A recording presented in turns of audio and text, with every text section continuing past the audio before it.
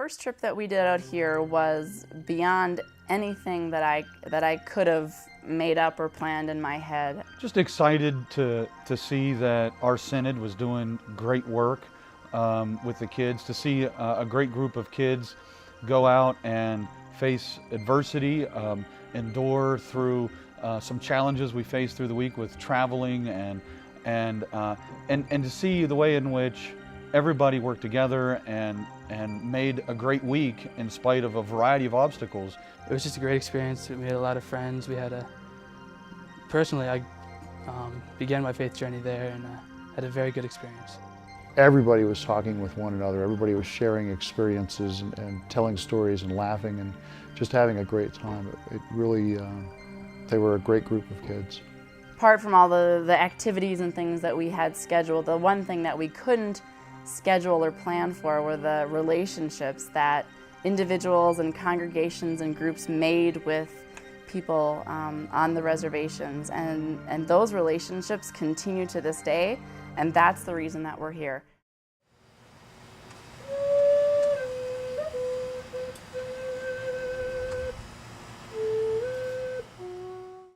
For me, growing up in the Dakotas, the Native American culture and the history and the richness and beauty of that was a part of my growing up. And when I moved to Pennsylvania, and especially Southeast Pennsylvania, is a very diverse and rich area culture-wise, but the one thing I noticed that was missing was the Native American culture, and I wanted to share that with the young people and the adults that I work with so they can come and experience the beauty and the spiritualness of these people.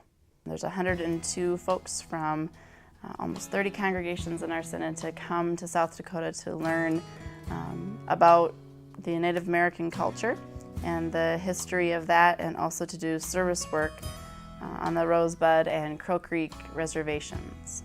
They'll be visiting Mount Rushmore, the Crazy Horse Memorial, be able to go and see Custer State Park, the Badlands, Waldrug, and those are kind of the cultural and sightseeing ends of things. And then the meat of our time, the most of our time, is going to be spent on the reservations doing a variety of different service projects.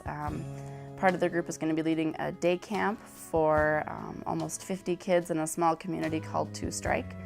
And the rest are going to be doing hands-on manual labor projects that include everything from painting houses to fixing up buildings to working on a memorial trail that they're doing in the community. And then a small group of that workforce is going to be putting together a playground that we received a grant for.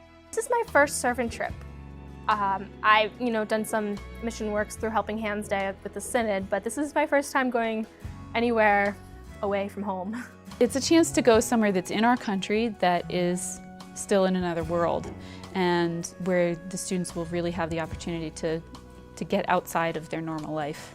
Because I'm the only one from Philly, and everybody else from cities in Pennsylvania, well, it kind of feel good, because I'm the only one from there. And I can learn from them and they can learn from me. I can't necessarily expect things to be exactly how they were last time, because I don't know if we're going to do the exact same things. Like, I know a lot of things have been changed since last time. We're not doing as much stuff. But as far as like the culture goes, I'm expecting it to be pretty similar. I have this picture in my mind what it's going to be like, but I have no idea until I get there, and that's like, it's scary but exciting at the same time. I'm really nervous, but I'm really excited to learn more about myself and how I can adapt to a different culture, because I'm expecting it to be very different from our life back home. I'm looking forward to it. I know it's going to be good, and as of right now, so far it has been a good experience. I've made some new friends. I've definitely taken another step in my faith, gotten back where I should be, so doing so good so far. I've been really impressed at how the different groups of youth from the churches have been intermingling and reaching out to one another, and that gives me a lot of hope for them being able to cross over this, this cultural divide that we're going to be facing. Spend some time asking God to open your heart and to open your mind and to use your hands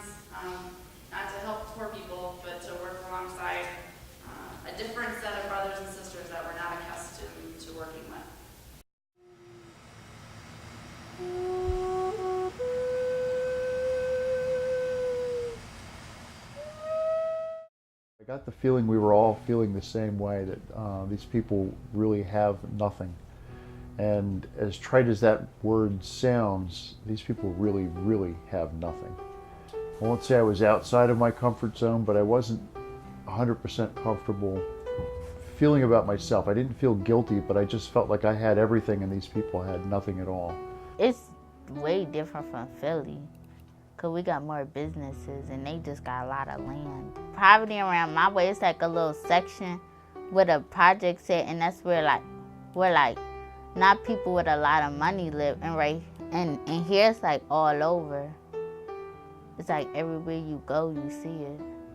I didn't expect to see cars. I thought that everything would be in walking distance, and there's a lot of land out here that just is undeveloped, which is so different from back home. It's a lot different from what my perceptions were, but also the same, because I knew this was a poor area, and it's very evident that it's a poor area, and it makes me sad that there isn't a way to help fix it.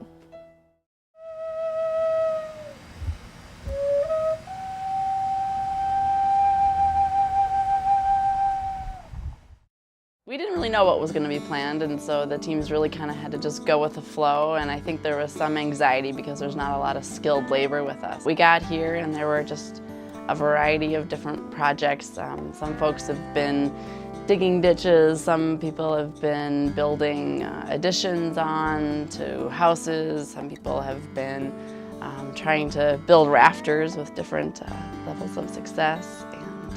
There's just been a variety of projects. Now today they're building picnic benches for the community and working at the local Boys and Girls Club.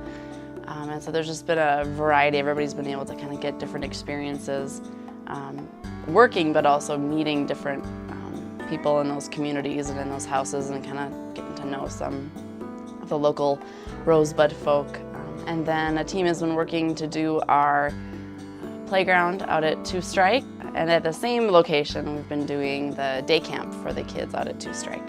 And I think that's been going pretty well too.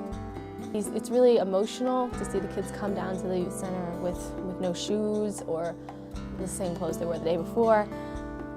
But they're there and they're so happy to see us, and they're so excited to play with us, and they just want piggyback rides. And it's a great feeling to know that I'm making a difference in their lives, and the love is just coming out of them, and in turns it makes me want to love them more.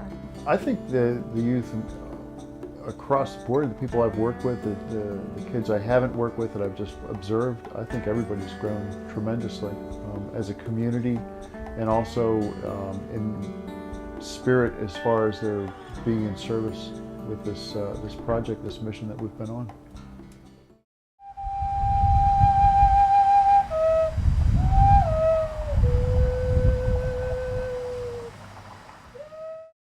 One of the really important things for me to be out here is not just to come and do work, but what is for people to get a taste and a better understanding of the Lakota culture.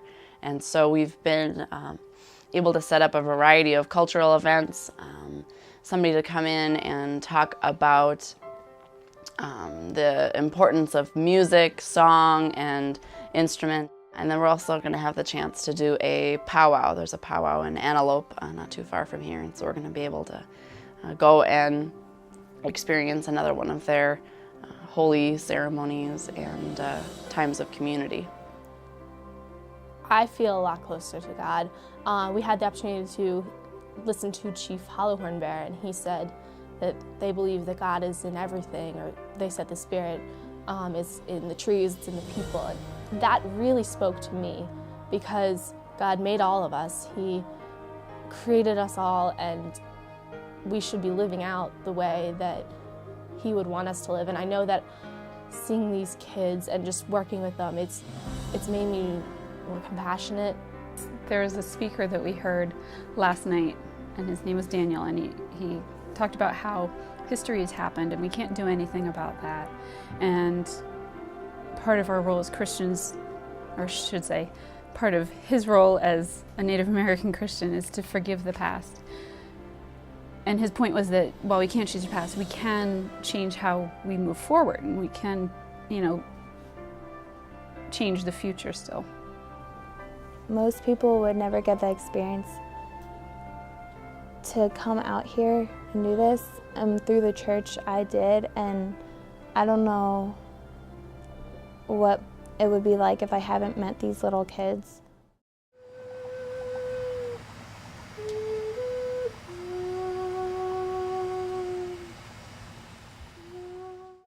The excitement for me in all of this comes from the continuation of this relationship. Knowing that I was here before and hopefully I'll be here again, the excitement and the passion for me is that this relationship continues.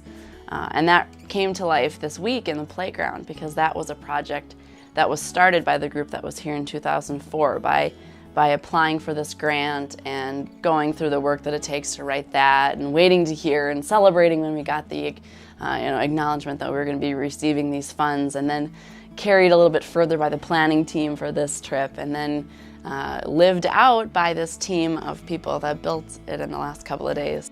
I'm really embracing the being a servant to the Lord and living my Christianity, not necessarily going out and trying to thump a Bible and convert somebody, but just showing them the Christianity that we bring with us by the love that we bring with us every day and by the work that we do. They tell us we're not allowed to talk about God to the kids, but this is what we came to do, to spread God's word and help them out. It still feels like I'm closer in a way, because I'm doing God's work through me to other people. Just seeing the people, how they're impacted after you serve them, it's what Jesus commanded us to do, to go out and serve the nations. There's just something that happens inside when you get to experience that. It's just a little change every time, even if you're doing the same stuff, just being there to help out somebody else, it's very powerful. It gives you a very rewarding feeling that you're doing something, not just sitting back and coasting. Have you not known? Have you not heard? The Lord is the everlasting God, the creator of the ends of the earth. He does not faint or grow weary. His understanding is unsearchable. He gives power to the faint and strengthens the powerless. Even youths will faint and be weary, and the young will fall exhausted. But those who wait for the Lord shall renew their strength. They shall mount up with wings like eagles. They shall run and not be weary. They shall walk and not faint.